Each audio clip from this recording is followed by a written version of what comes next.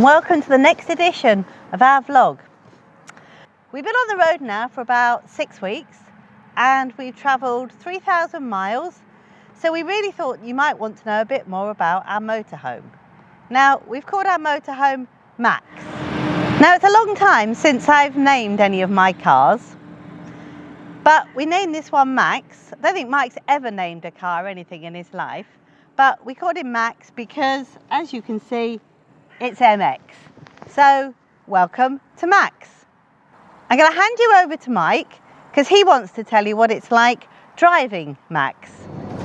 Well, it's my job to describe and tell you all about Max's front end and the driving here. It's a lovely vehicle to drive.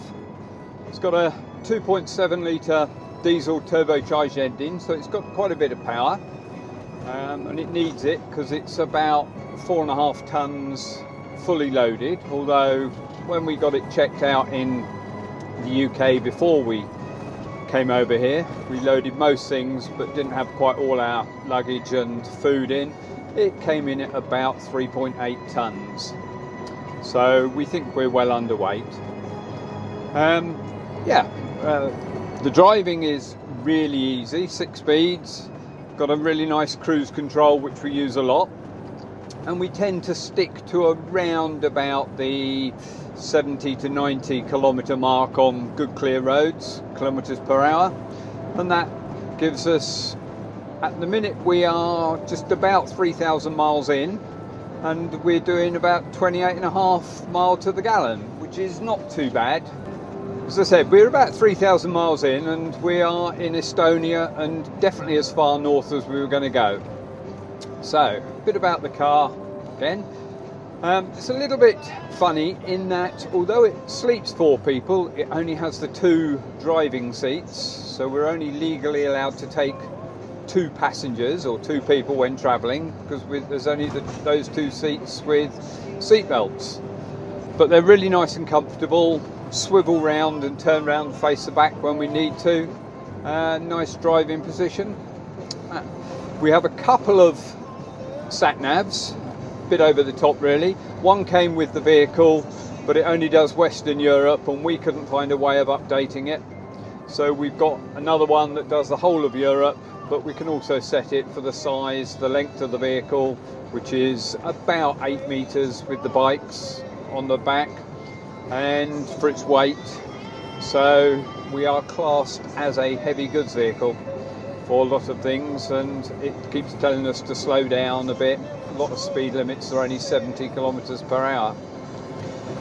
Don't really know what more I can tell you about it, the front end, but other than a nice music system that we run a iPad from that's connected to Spotify when we have internet, and lots of music on the iPad, that's about it.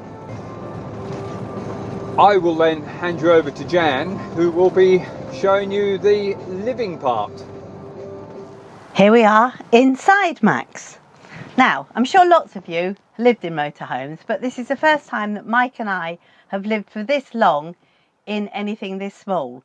Although, to be fair, we have just done a 4-month trip living out of a car in Africa. But let me tell you about Max, the inside. So this is our very small, very compact living room. It might be small, but it's great when you come to tidy it and hoover. So we have enough spacing for us both to sit out in the evening, and we move our chairs around because it gives us a bit more space. This bit is actually the bed, and our daughter Karen has slept on it, but we tend to use it just as a sofa. It works well because here is our television. Now, I'm sure lots of you are saying, why do you need a television?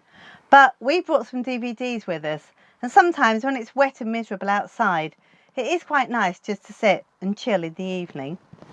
As you can see, all around the top are cupboards.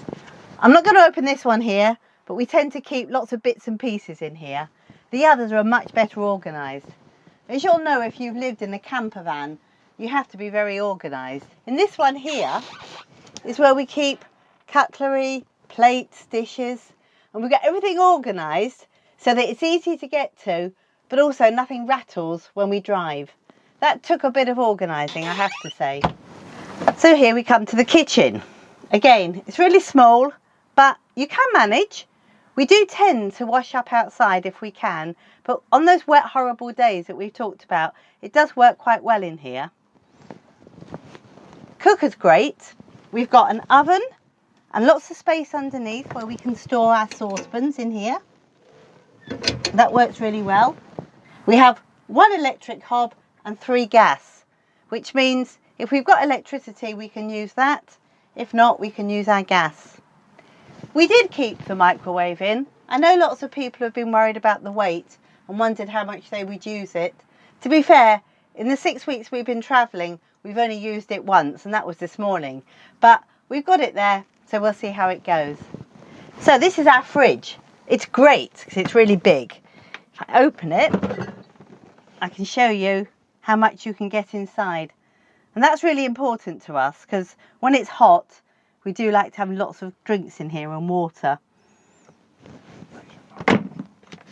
The freezer is quite compact. So we've done the lounge, we've done the kitchen, and now we come to the bedroom. We really like the bed, it's comfortable, and yeah, it is a little bit on the tight side, to be fair, for Mike. He has to sleep this side because his legs are a bit too long. It can be a pain getting out in the middle of the night to use the bathroom, but you know, we get used to anything, don't we? There's lots of storage and it's not too bad to get to. All these cupboards up here have got our clothes in them. We try to be quite organised. Spare duvet. You'll know by now I get cold very quickly, so that's my duvet for the winter and my blanket and a few jumpers as well. It's good having a couple of mirrors because there are times when you do want to know what you look like, but sometimes it's better not to know. Now we've talked about compromising, but there's one thing I didn't want to compromise on, and that was the bathroom.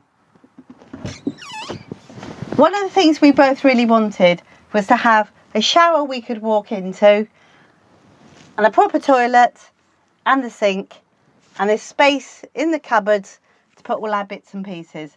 Just so that you can get things without having to go searching for them makes such a lot of difference.